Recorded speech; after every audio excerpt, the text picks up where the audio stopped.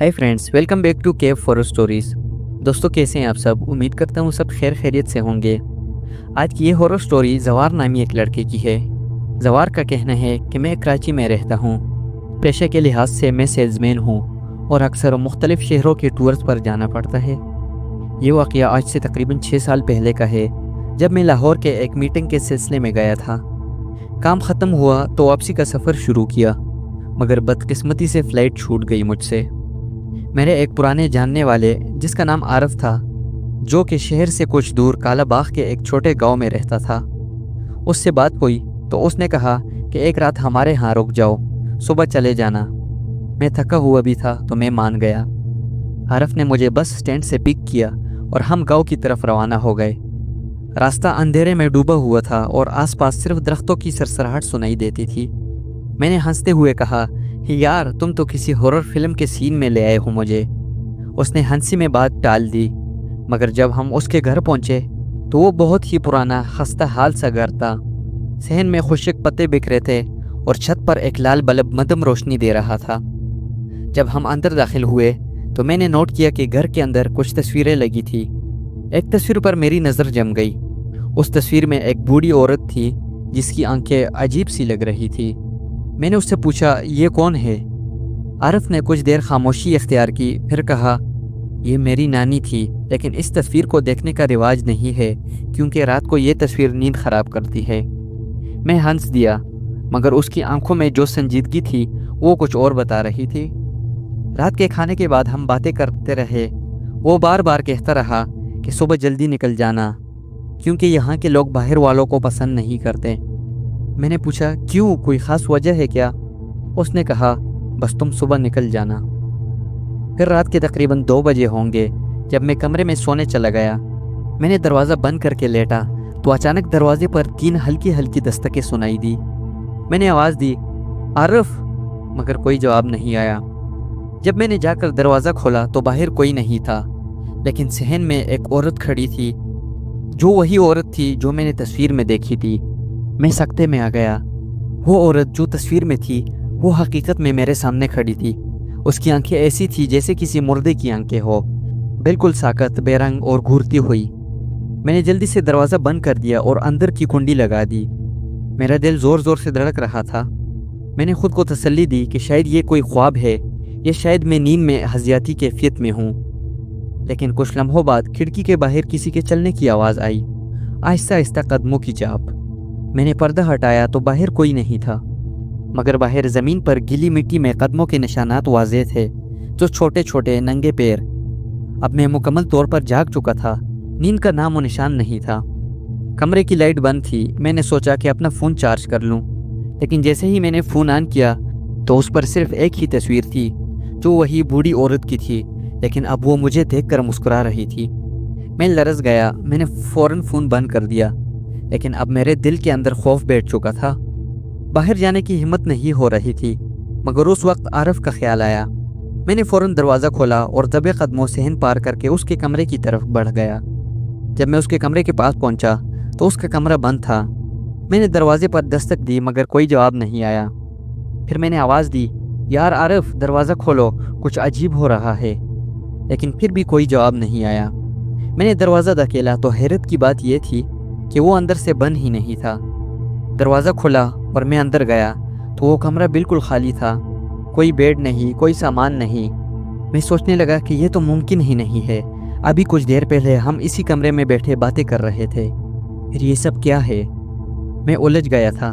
मेरा दिमाग कह रहा था कि ये कोई ख्वाब है, लेकिन जिस्म कह रहा था कि ये हकीकत है। मैंने पूरा घर चेक करना शुरू किया, हर कमरा, हर दरवाज़ा, हर खिड़की, मगर घर में कहीं भी आरफ नहीं था। यूँ लग रहा था जैसे वो कभी यहाँ था ही नहीं। तभी मुझे एक कमरा नज़र आया जो बंद था। उस पर एक जंग आलूद ताला लगा हुआ था और ताले पर मेरा नाम लिखा था, जवार। मेरे हाथ सुन्न हो चुके थे। मैंने आंखें बार बार मसली, ताले को गौर से देखा। वाकई उस पर मेरा नाम वाज़ेह अल्फाज में लिखा था, जवार, जैसे कोई बरसों पहले ही जानता हो कि मैं यहाँ आऊँगा, जैसे किसी ने मेरा इंतज़ार किया हो। ताला पुराना था, लेकिन अजीब बात यह थी कि बग़ैर किसी के ज़ोर लगाए वो खुद ही खुल गया। दरवाज़ा धीरे से चरचराते हुए खुला और एक गटरटोप अंधेरे ने मेरा इस्तकबाल किया। अंदर कदम रखा मैंने तो जैसे ज़मीन नरम थी, कमरे में नमी सी थी और दीवारों पर अजीब सी गंदी खुशबू आ रही थी, जैसे किसी पुरानी लाश का कमरा हो या किसी एक ऐसे सच का जिसे दफन करने की बहुत कोशिश की गई हो लेकिन वो जिंदा रह गया हो। मैंने मोबाइल की फ्लैश ऑन की और दीवार पर एक अजीब मंजर देखकर मेरा दिल धक से रह गया। पूरी दीवार पर मेरे नाम, मेरा नंबर और मेरे बारे में मालूमात लिखी थी। मेरी माँ का नाम, मेरे बचपन का स्कूल, मेरी खून का ग्रुप की तफसील, यहाँ तक कि वो बातें भी जो मैंने कभी किसी को नहीं बताई थी। इस कमरे में सब कुछ मेरे बारे में था, जिसे कोई बरसों से मुझे जानता हो, जिसे कोई बरसों से मेरी ज़िंदगी को देख रहा हो। उसी कमरे के एक कोने में एक बहुत पुराना रिकॉर्डर रखा हुआ था जिस पर गर्द जमी हुई थी। मैंने वो रिकॉर्डर चलाया तो एक भारी आवाज़ आई, जवार तुम आ गए, तुम्हें आने में बहुत वक्त लगा, हम तो कब से इंतज़ार कर रहे थे। तुम बस एक रात का मेहमान नहीं हो, तुम वो कर्ज हो जिसे चुकाने का वक्त आ गया है। ये सुनकर मैंने झटके से रिकॉर्डर बंद किया। वो आवाज़ वाज़ेह तौर पर मेरी तरफ थी।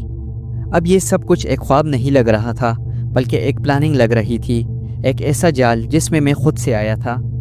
और तब मेरे अक़ब में दरवाज़ा ज़ोर से बंद हो गया। मैं पलटा तो वहाँ एक औरत खड़ी थी, वही जो तस्वीर में थी। अब उसके बाल खुले हुए थे, चेहरा जर्द और साकत और आंखों में ऐसी आग थी जैसे बरसों का बदला हो। उसने एक जुमला कहा जो मेरे रोंगटे खड़े कर गया। उसने कहा, अब तेरे जाने का वक्त ख़त्म हो गया जवार, अब तू यहाँ का हिस्सा बन चुका है। मेरे कदम जैसे ज़मीन में धंस गए थे, सांस रुकने लगी थी। दिल एक ही सवाल बार बार पूछ रहा था कि ये सब तुम्हारे साथ क्या हो रहा है। वो औरत जिसकी आंखें साकत थी, अब वो आहिस्ता आहिस्ता मेरे करीब आ रही थी। उसके कदम फर्श को नहीं छू रहे थे, बस एक हल्की सी सरसराहट के साथ वो मेरे करीब आती गई। मैंने पीछे हटना शुरू किया, मगर वो कमरा बहुत छोटा था। वो मुझे घूर रही थी और बस एक जुमला बार बार दोहराई जा रही थी, तू भाग गया था मगर अब नहीं। मैंने ज़ोर से चीख कर दरवाज़ा पीटा, आरफ कोई है यहाँ क्या? लेकिन बाहर सन्नाटा था, जैसे दुनिया में सिर्फ मैं ही हूँ, वो औरत और वो पुराना घर। तभी मेरे जहन में एक धमाका हुआ, जैसे किसी ने मेरे दिमाग के अंधेरे कोने में एक दिया जला दिया हो। मेरे जहन ने मुझे बताया, एक तस्वीर, एक पुरानी याद। मैं कोई 7 या 8 साल का था जब हम नानी के गांव गए थे। वही गांव, वही घर, वही सहन, वही जंग आलूद दरवाज़ा और वो औरत मेरी नानी की बड़ी बहन, जिसे गांव वालों ने पागल करार देकर तन्हा छोड़ दिया था। मुझे याद आया, एक रात मैंने कमरे में उसकी तस्वीर फाड़ दी थी और सुबह पता चला था कि वो औरत रात को कुएं में गिरकर मर गई थी। गांव के लोग कहते थे कि उसकी मौत हादसा नहीं थी, वो किसी की तौहीन की सज़ा लेने आई थी। अब मैं सब कुछ समझ चुका था कि ये सब कुछ उस एक रात की गलती की सज़ा थी, जिसे मैं तो भूल चुका था मगर वो नहीं। तभी मेरे सामने खड़ी उस औरत ने मुझे कहा, तुमने हमारी इज्जत की मिट्टी पलीत की, अब तुम्हारी रूह यहाँ रहेगी ताकि हर आने वाले को तुम्हारी कहानी सुनाई जा सके। और वो औरत अचानक गायब हो गई और मेरे आसपास दीवारों पर खून से लेके अल्फाज उभरने लगे। वो अल्फाज कुछ यूँ थे, मेहमान सिर्फ एक रात का होता है मगर कर्ज हमेशा का होता है। तभी मैं अचानक बेहोश हो गया। फिर जब मुझे होश आया तो मैं किसी और कमरे में था। यह कमरा उस पुराने मकान से बिल्कुल मुख्तलिफ था। यहाँ एक बोसीदा सा बेड था, एक लटका हुआ पंखा जो चल तो रहा था मगर उसकी आवाज़ ऐसी थी जैसे अभी नीचे गिर पड़ेगा। दीवार पर नमी की तह थी और कमरे में मिट्टी की बू रची हुई थी। मैंने जल्दी से उठकर दरवाज़ा खोला, बाहर निकला तो ख़ुद को गांव के ही किसी और हिस्से में पाया। अब रात नहीं थी बल्कि सूरज गुरूब हो रहा था, लेकिन यहाँ कुछ अजीब था। यहाँ हर चीज़ जामद लग रही थी, जैसे यहाँ वक्त रुक गया हो। तभी रास्ते में एक बुजुर्ग बैठे थे, उनका चेहरा छुपा हुआ था, सिर्फ हाथ उनके कांप रहे थे। मैंने डरते डरते उनसे पूछा, बाबा ये कौन सी जगह है? वो धीरे से बोले, जहाँ वक्त मर चुका है वहाँ तुम जिंदा कैसे हो? तुम तो वो हो जिसे बुलाया गया है। तभी मैंने अपना फ़ोन निकाला तो नेटवर्क बिल्कुल गायब था, वक्त भी 0 पर बता रहा था, यानी कि 0:0 थे। बाबा की बातों ने खौफ और बढ़ा दिया। मैंने पूछा, आरफ क्या वो भी यहाँ है? बाबा ने सिर्फ एक बात कही, जिसने तुम्हें बुलाया वो आरफ नहीं था, वो उसका साया था।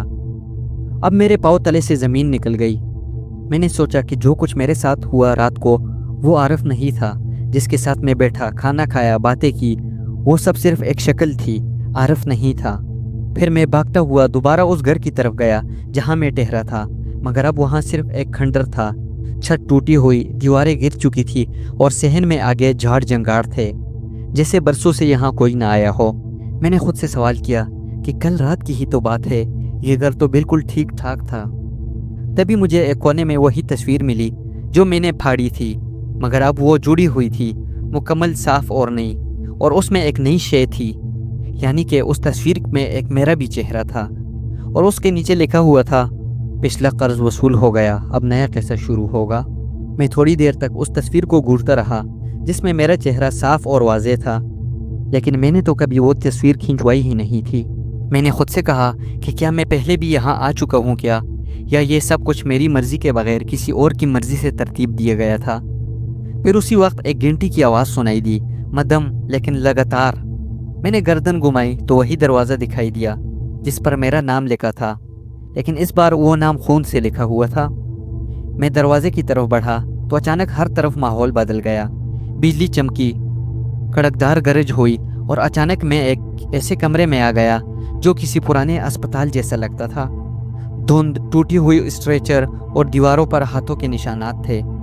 ایک طرف کونے میں ایک آئینہ تھا۔